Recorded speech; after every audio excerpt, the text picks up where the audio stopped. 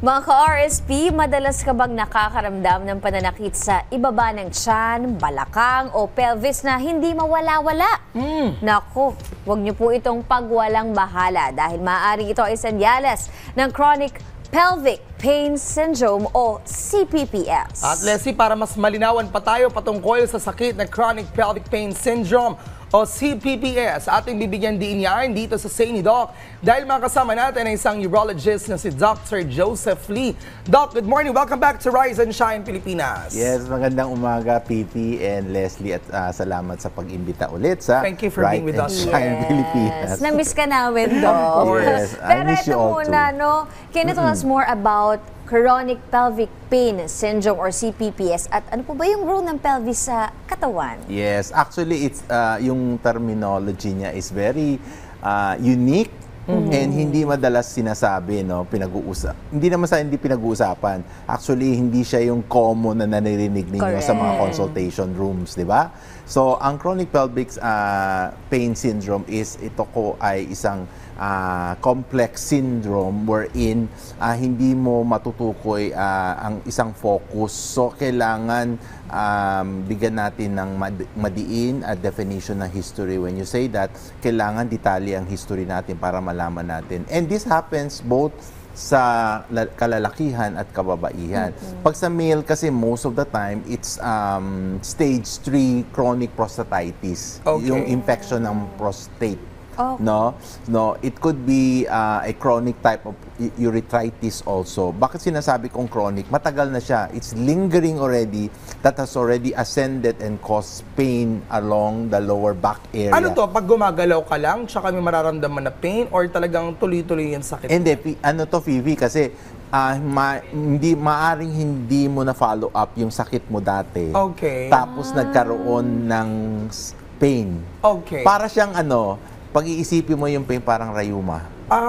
Yung parang rayuma na bumabalik-balik intermittently, pero hindi necessarily yung sinasabi nating rayuma. Then for females kasi, kagaya sinabi ko, meron yung mga severe interstitial cystitis, bladder problems, pelvic inflammatory disease, mga sa fallopian tube, yung mga hindi na natitreat ng maayos. Hindi ko sabi hindi na natitreat kasi minsan kasi pag okay na tayo, pinapabayaan. Then it becomes a pain problem later on. The goal or the role of pelvis is, saan ba ang pelvis dito para ng mga RSP natin? Yeah. Ito ang part na to. Yes, it's a bone structure. Tumayo pa talaga ako.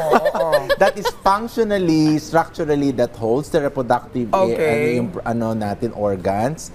Structurally, pwedeng ma-attach yung mga muscles natin, yung mga nerves natin. And pinaka-importante, support siya. Support siya ng ating mga organ system pataas. Kasi mataas yung, di ba, yung ating mga malaking bituka, small bowel, so support siya na pinaka-bone support siya. Okay, what could be the symptoms of the CPPS? Yun. Pwedeng retention, masakit ang puson, lower back pain, di ba? Pag lower back pain, pwede nating pahintulot na baka muscle pain, yung bones, di ba? Kasi nandun yung buto natin. Or minsan pag may period, kasi masakit din yung kasi pag may period ka, yung mga dysmenorrhea, pwede yan from the pelvic down to the lower. Yun ang pero ito kasi, yung halintulad nitong pain na to, this is intermittently, progressively, painful. Parang nag-escalate. Alam mo yung so pasakit siya ng pasakit, Doc? Pasakit siya ng yun. Tapos saka mo lang siya ipapacheck kapag yung masakit na na. Ganyan tayo Tapos yung tipong Leslie, Fifi na, ano ba to? Kaya nga, parang kanina nandito, mamaya nandito naman sa kanan. Iba-iba rin. Yes. Hindi siya yung localized na sinasabi. Tapos bigla siyang pwedeng mawala. Tapos babalik na naman. Parang rayuma nga. Kung walang ongoing process, kagaya na sinabi natin sa lalaki, prostatitis, infection. Pero pag nag-ongoing process, ongoing rin yung pain niya. So kumbaga parang magkaka-complications? Yes, magkaganon. So, meron naman tayo mga treatment na pwedeng gawin. After extensive history at na-define mo na chronic pelvic pain syndrome siya. Kasi kada malaman mo di ba? Yes. Then you have your, siyempre, yung common natin urinalysis, ultrasound, Ayun, yung mga biofeedback, mga urodynamics, mga test na pwedeng para ma-isolate natin. Anong ibig sabihin ma-isolate? Ma-classify natin kung saan nagmumula. Nagagaling. Importante kasi yun Fifi, Leslie, no? Kasi sinabi natin, syndrome siya. Yes. Okay. Hindi siya yung definitely na isang Disease. disease. So, ibig sabihin, you already have an existing disease, tapos sasama ito sa CPPS. Yeah, oo. Okay. Makiki-join siya. No. Pero hindi magdudulot si PPPS ng another disease or sakit sa katawan. No naman. Okay. Oo. Parang ano lang siya. So, meron siyang gamot. We have medications for that. Don't worry, 'di ba? Meron tayong mga anticholinergic, muscle relaxant. Tapos pwede kang mag-pain therapy, Okay. physiotherapy, Pero kasi Dok, yung hindi pain ba para ma-relieve. Hindi ba dapat yung una mong gamutin is yung pinagmulan sakit kaya ka nagkaroon ng CPPS? Exactly, tama ka dyan. Kaya Fifi. siya nga kailangan sinasabi, malaman, very, no? very extensive yung definition mo ng history. Okay. Saan ka ng kailangan yung ating physician, kailangan babalikan kung saan nagmula. So, halimbawa, kung may sakit ka sa bato, di ba nararamdaman yan Dito dito? sa lower Yes. back. Tapos minsan pag namamassage yan, you'll feel the Oo, pain. oo. Minsan para Oh my masarap pa nga gosh. yung pain na na-feel mo dito sa may likod. Uy, Pag minamasahe yan. Oo, nare-relieve ka kasi. Oo. So, naku, nare- magkaka-CPPS ka pala. in Nakaka-relieve case. kasi Hindi mo alam yun na pala yun. Yeah, then you have to say, galing ba doon? Totoong galing doon? Or baka may ibang cause siya? Kasi yung chronic pelvic pain can be nerve, muscle, Okay. or the organ itself. Anong organ? Yung urinary natin, urinary bladder, yung kidney, this is for mga... May mga specific age po ba na pwedeng tamaan ng mga ganito? Wala siyang age. You can go from 30, 40, 50, ganun. oo. Pero dahil mas fragile in terms of usage yung ating pelvis because of the existing condition, Yes. mas pwede magkaroon pa ng problema yung mga buto natin or the pelvic area. Hindi. Magkakaroon ng problem, Fee, kasi pag hindi mo na-isolate.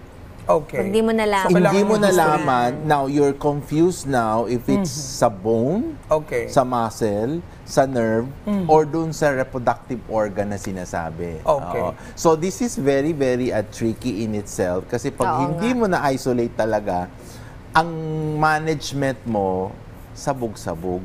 Okay. Kaya nga. At hindi mo marirelieve at hindi mawawala yung chronic pelvic pain mo. Ayun. Kasi Okay. hindi mo nga na-assure na ito siya. Anong specialista ang dapat lapitan? Oh, pag that's ganito? very good, no? So, pwedeng kami, urologist, Okay. pwedeng OB-GYN pag babae, Ayun, pwede. pwedeng yung mga psychiatrist. Bakit psychiatrist? Kasi Pwede rin. you have stress and depression that is neuromodulated, pwedeng magkaroon ng problem. Okay. Kasi pag stress ka, di ba, you have problems also. Then, of course, yung mga therapies, mga Okay. physical therapies, yun, Ayun. pwede. Marami So, naman, malawak pala malawak naman. siya. Oo. Naku, parang pinag-usapan natin, nakafeel agad Parang ako bigla dito. sumakit yung ko. Oo. Yung ganito ko. So, meron po bang, ano pa yung mga healthy routine na pwede po nating sundin para maiwasan yung ganitong syndrome? Okay, una-una kasi, once you find something that is symptomatically abnormal, lagi natin sinasabi, di ba, Leslie, Fifi, pag hindi na siya normal, consult. Yes. Di ba? Pag yung sakit ng likod mo, yung balakang mo, hindi na siya nakakatawa, naging 72 hours, that's different. Matagal na siya eh.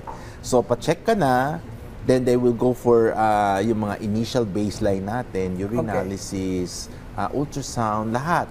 Kung negative yan, then you still have to dig in ano ang problema, di ba sabi ko nga, it's syndrome, it's something.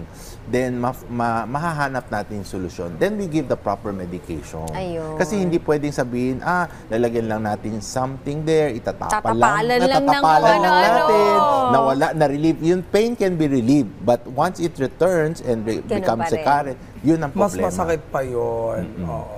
Doc, anong pwede na ng payo para sa ating mga kababayan in terms of prevention? Okay, kagaya nitong pinag-usapan natin na chronic pelvic pain syndrome, huwag kayong matakot, huwag kayong mabahala.